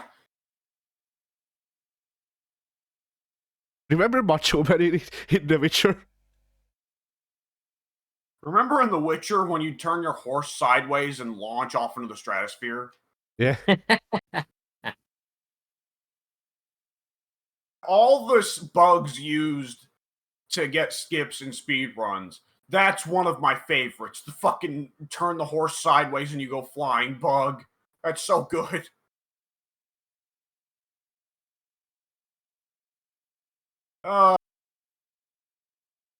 See, that's the value of speed runs, is finding all the dumbest bugs in a game. Truly.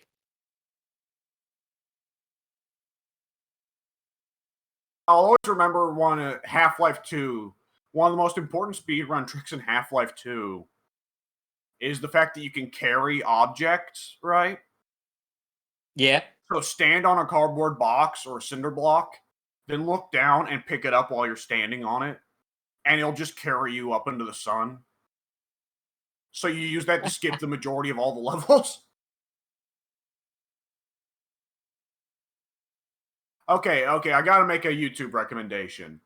I don't know if IGN's still doing it, but for about a year or so, at least that I was seeing, they had a series that was getting video game developers to sit down and watch the speedruns of their own games. And Half-Life in particular was one where the devs went in like, I already know all the speedrun glitches for this game. I'm kind of an expert here. I've watched all the speedruns of Half-Life. And then the guy just stands on a box, and he's about to pick it up, and the dev's like, oh yeah, I know this bug. You pick up the box while you're standing on it so you can fly, yeah. And then he pulls out a revolver and shoots, or something like that. And the game just freaks the fuck out and plays a bunch of different locations, and he ends up, like, at the end of the level within a second. Nice. And the dev just starts, no, I'm actually getting it mixed up. No, it was Fallout New Vegas. Right. New Vegas, excuse me. New Vegas has a movement bug related to reloading the 6-shooter. Ah. I want to say it's actually a movement bug related to reloading any of the guns that reload the gun bullet by bullet, but the 6-shooter is the fastest way you can get a gun that does that. And some guy used the 6-shooter reloading and I guess jumping and rapidly auto-saving while he reloads the gun. I guess hitting quick save while you're reloading the gun starts the reload animation again. Yeah. Something like that. And he was using it to just take flight at warp fucking speed all the way from Good Springs into Freeside. And it's one of the greatest reactions I've ever seen on a YouTube video to any kind of gameplay, was hearing the two guys from Obsidian they got to come in just start spluttering and laughing at they couldn't even understand what the fuck this guy was doing to the game they made.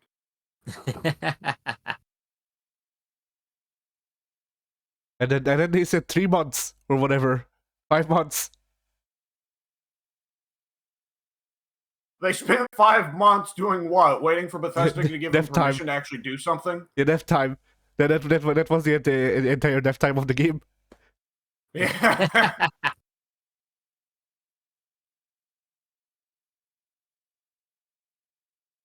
Oh, boy. So yeah, did I play anything else? I feel like I did. Blimey.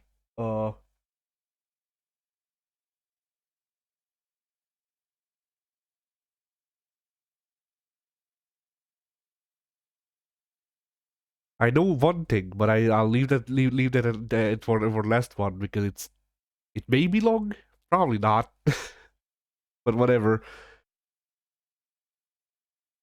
I feel like I played something else through the trials, but I don't remember. Whatever, fuck it. Anyway, I finally did it through great trials and tribulations. I finally finished Digimon Cyber Story Hacker's Memory, whatever the fuck. Call me? So remember how last time I said, hey, it took me 40 hours to reach the like second or whatever the third last chapter's final boss. Yeah. Dude, I'm gonna be honest, you've been talking about this game for a long time, and I have not had even the vaguest fucking clue what you've been talking about. I am so much of a complete Philistine when it comes to Digimon that you've been talking about lots of things, and it has really just been like I'm trying to parse it, but it's like speaking another fucking language. I mean, I've been trying to relate it to Pokemon terms, but dude, I haven't played a Pokemon game since I was 9. That explains it. But yeah, so I got to the one of the last bosses in the game in 42 hours. I finished the game. It took me 110 because the game is paced that well. 2/3 of the game, 40 hours. That one boss, 60. It's a lot of hours. Like, I spent more time on fighting that boss. I spent either the same or more time fighting that one boss in the 16th chapter as I did play the game up to the end of the 16th chapter. Dude, I mean, you've seen some of the fights that you have in Persona sometimes. Yes, but that's But Persona. you've never taken on the Reaper, right? Well, the Matador is the one I'm really scared of. Matador, okay, the thing is, Matador is quick, either which way. Either you fuck his ass or he fucks your ass, and it happens very quickly. And it is night or day. I'm not even, like, I am honestly being as completely straight, there is no middle ground with Matador. Because there is just simply a trick to beating him. If you use the trick, you fuck his ass. If you do not use the trick, he fucks your ass. It's just as simple as that. But you've never fought the Reaper in Persona, right? I've tried to in 5, but I think I fought him in 5 once. I don't Did you remember fight him honestly, or did you use the flu bug? I fought him honestly then, because I didn't know about the flu bug. Okay, I used the flu. I scummed it out. Ah, So when it comes to the Persona 5 Reaper, I actually don't know how he is. ah. But yeah, like my point here being that, you know, like the pacing for a turn-based RPG to me is just generally how long do normal encounters take? How long do boss encounters take? All right, let's see if there's an average. Then this is generally how hard the game is, because you know the amount of turns is relative to the difficulty of the game. Generally, Yeah. the problem with that one boss in Digimon is that Digimon Story Cyber Sleuth is a very easy game. People die in 3 turns, if even that. Usually, even bosses, except that one Those are boss. rookie numbers. Got to get those numbers down. Yeah, I mean, usually, normal encounters take a turn of like you get your turn for your characters, and then everyone is dead. If you even go through your three characters. Yeah. If it's a boss, then it's usually 3 turns of back and forth with them having gimmicks and shit. That one boss. So do you remember how Pokemon had the type advantages? Yeah. Digimon has type advantages too, but Digimon has 17 plus 3 types. Because they have it cut up into shapes and forms. Or whatever, shapes and colors. Doesn't Pokemon have about 20 types now? Probably. They've got so many. I mean, once they added Dragon type, I thought they were going nuts. None of them even make sense anymore. We got Dragon type, we got Fairy type, we've got Tap Water type. It's ridiculous. Specifically tap water. Specifically. I mean, we all know tap water is the nemesis of dragons. Yeah.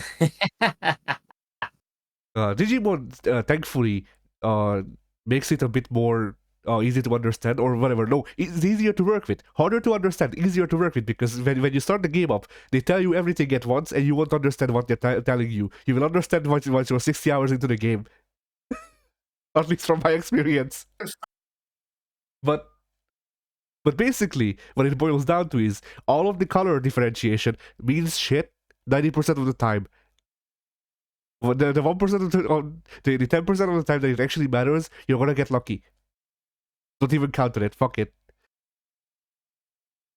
The shit that really matters is the rock paper scissors of the 3 shapes, because you can have a tear shaped guy. Those are the pure types.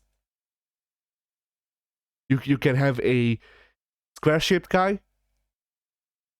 I forget what they are. Who cares? And there's the jagged people. They are the virus types. And there's a rock paper scissors where tear shaped beats jagged, jagged beats square, square beats tear shaped. That's pretty much all you need to know to have advantages in battle. And the game does not tell you this clearly enough. But whatever. They expect you to know. They expect you to be diehard Digimon fans, because only diehards would play this game. They expect you to be diehard Digimon fans, despite the fact that the rules and the mechanics of every game is different. In fact, so are the genres. So yeah. Uh, okay. So the swamp boss. There's also technically a fourth form that is neutral. Neutral is like specialist in the WWE 2K games where they just don't do shit. They don't deal more damage or take less damage from anyone. They're just kind of there. So of course most of the late game bosses are neutral because fuck you. You don't get to deal damage. But either which way. The thing when they set up RPGs, they're built around having different types of damage that counter each other. Is okay, but how do you make the final boss not a joke? And so many times the answer they make is, oh, we're just going to make him ignore that mechanic altogether. Yeah. Persona 3's final boss, I remember the way they make it is it cycles through all the damage types. So it's pretty well like, hope you built a balanced party, asshole. Yeah.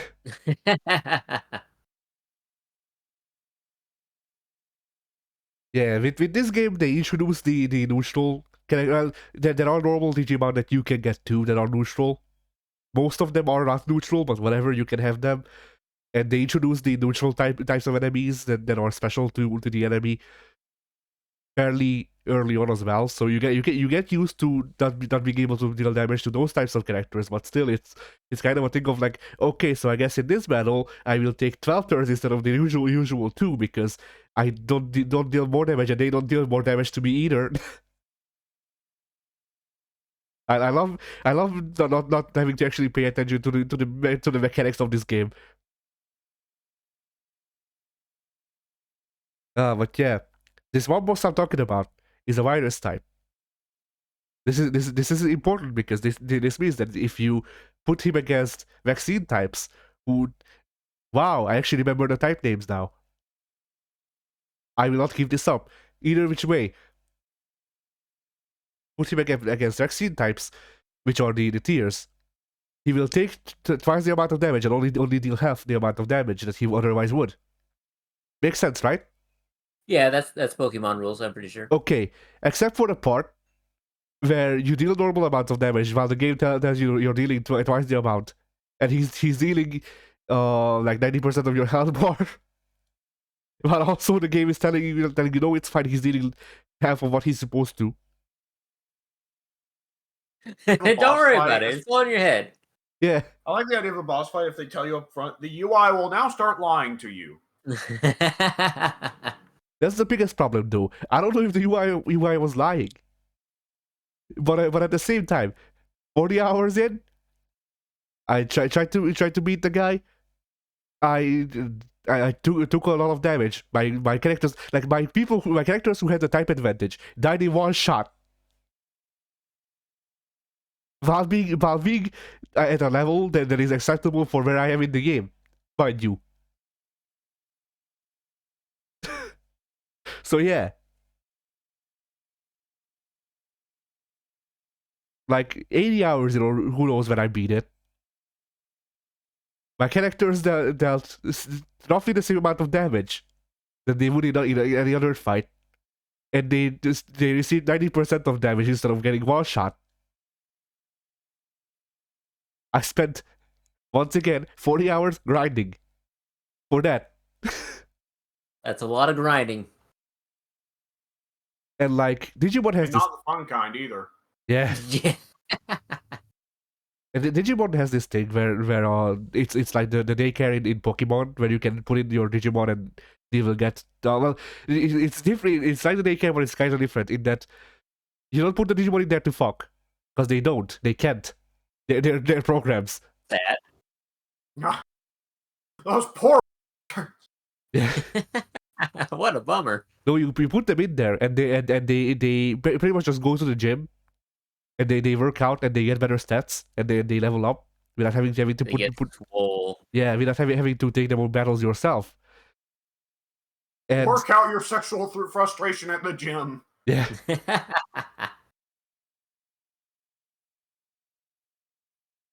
So you're like, okay, well, you can just you can have a shit ton, like you can genuinely have 50 Digimon at the daycare, all getting small at any time, more or less, by the end of the game, which is what I did. By the time that I reached that guy, I had either 4 or 5 farms up, which is 40 or 50 Digimon, getting small at all times.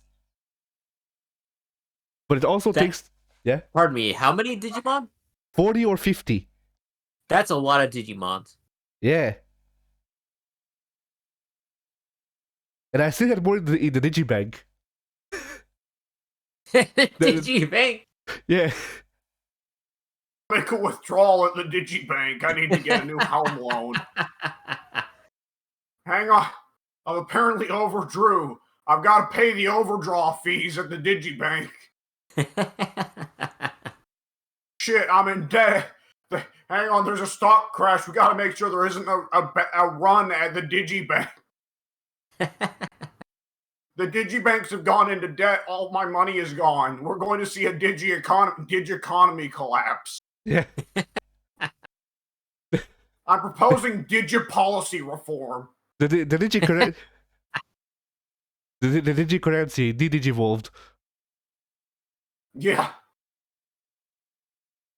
Which, like, that's one of the things, the localizers. I hate digiflation. Yeah. Oh, the Digimon hate it too, I hope. Anyway, yeah, that's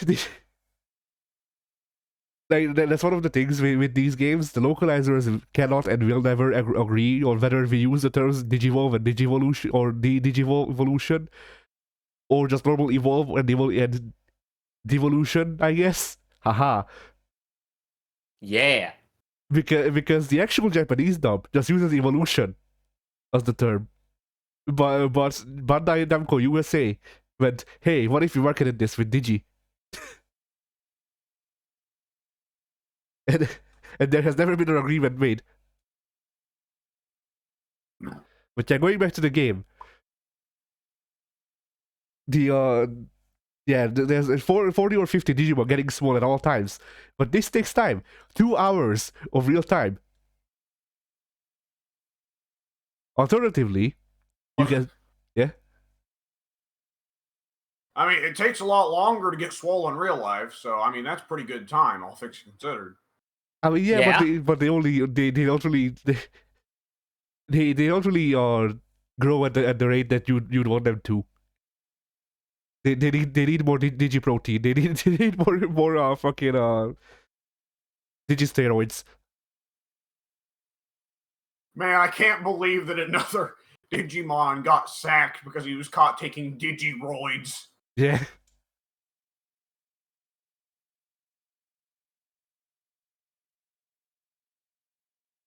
Did you hear over in Russia they got caught using Digi-enhancing drugs again. 3rd time this month.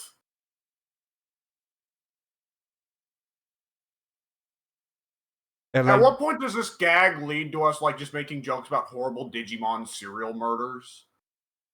Oh, it's fine. Those are canon.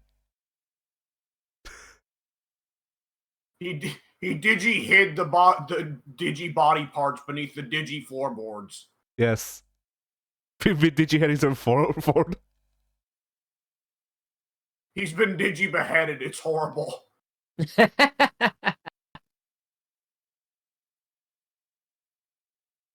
But yeah, alternatively, technically, you can set it to only take 30 minutes, but it makes your relationship with the Digimon a lot worse.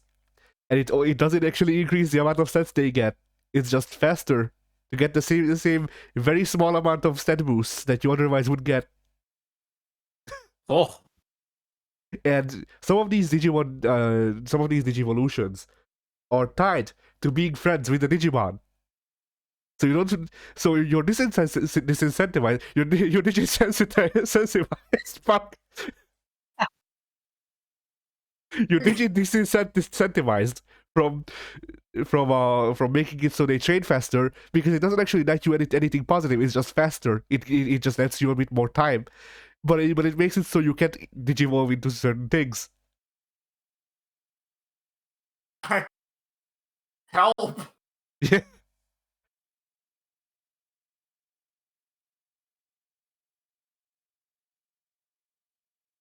Uh, and then like after that one boss that took me 40 hours to beat, the rest of the game was very like it was it kept some of the difficulty, I suppose, of that boss, but it didn't carry it through too much. Like the that boss took me, I wanna say, like 8 attempts at least.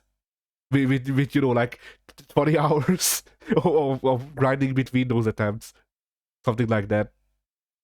God. Yeah.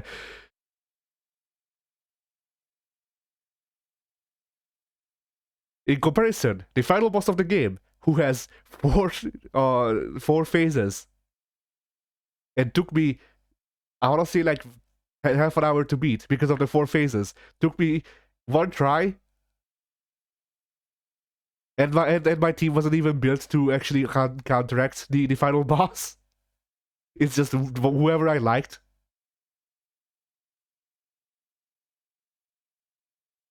So you know. Which, yeah, by the way, for whenever I tried against the other boss, the one that got me plateaued so hard, I went with a team that was built to counteract that one boss, and it still took me that many tries and that many hours. Oh, So yeah, like I enjoyed the game at the start, then I hit the boss, and the grinding made me go from hey, this game is fine to fuck.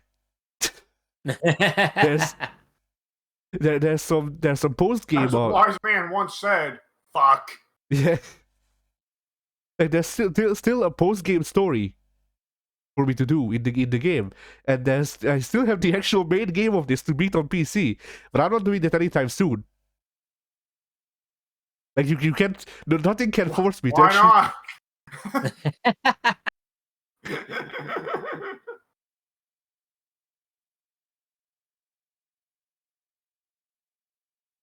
not?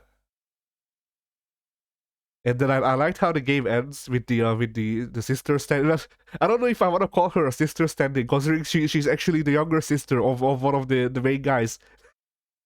But whatever. sure.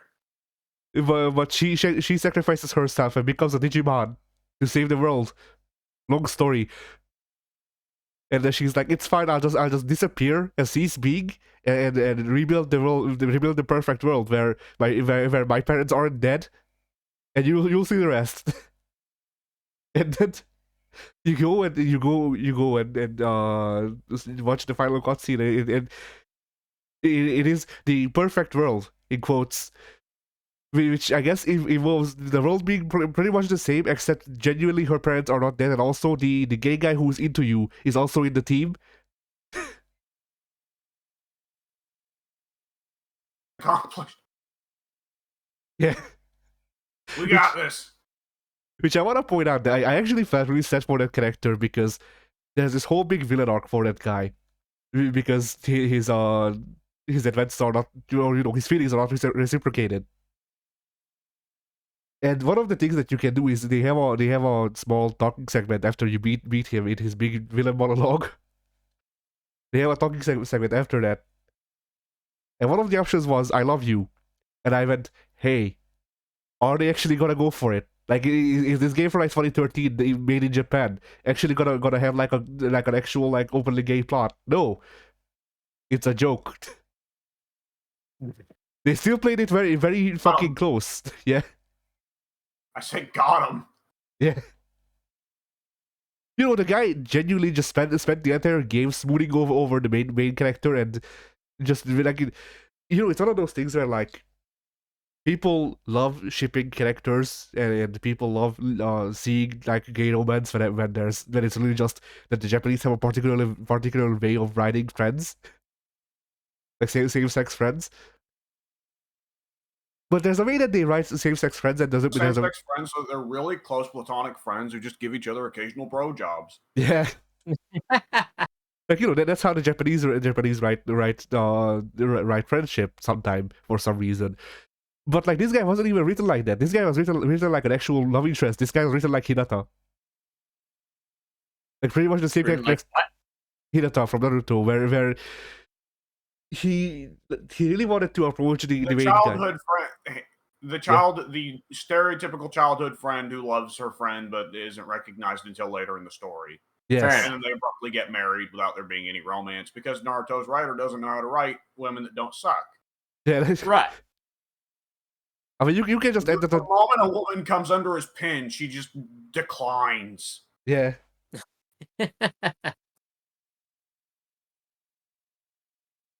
But yeah, like this guy was genuinely just written. I was like, he was the childhood friend. He was very obviously into the main guy. The entire game was just the main guy going like, one of the fucking story missions is going on a date with this dude. That's in the story. So I genuinely didn't know what to make of like how far the game will actually go for it. Because once again, this game originally came out for the PS Vita in like 2013 or something stupid like that. It's also made in Japan, which means that I don't really expect a lot of like you know, progressive characters. Yeah. And then this game, for whatever reason, has the gay dude who is a major plot point. You actually have go on a date with them, and I guess the perfect world, quote unquote, is somehow the younger sister character forcing you together somehow. Sense. And then there's just also genuinely an actual gay romance in the game.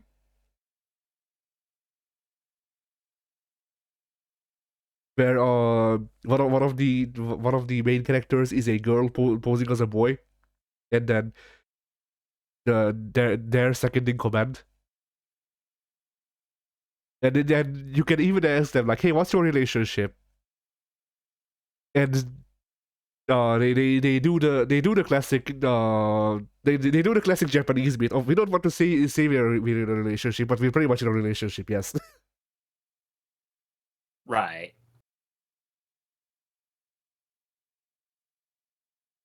So yeah, the game was weird. I enjoyed the story for the most part. I would have enjoyed the game a lot more if I didn't have to grind for fucking 60 hours. Or like 80 or whatever. When I will gain the courage to go through the main story of the main game, I will get a cheat engine. Because fuck this spacing. I will ruin it.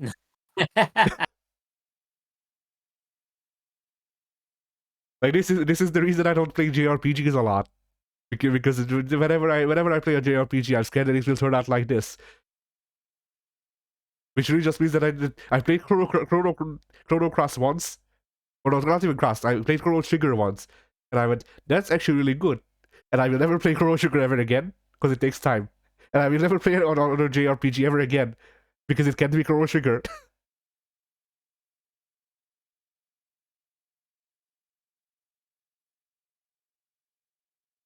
Oh yeah, anyway. I think that's my week.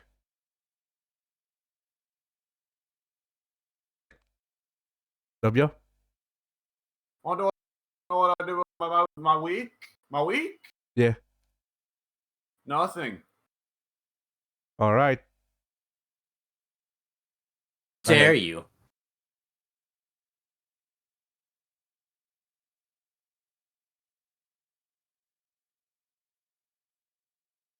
I guess we just ended then?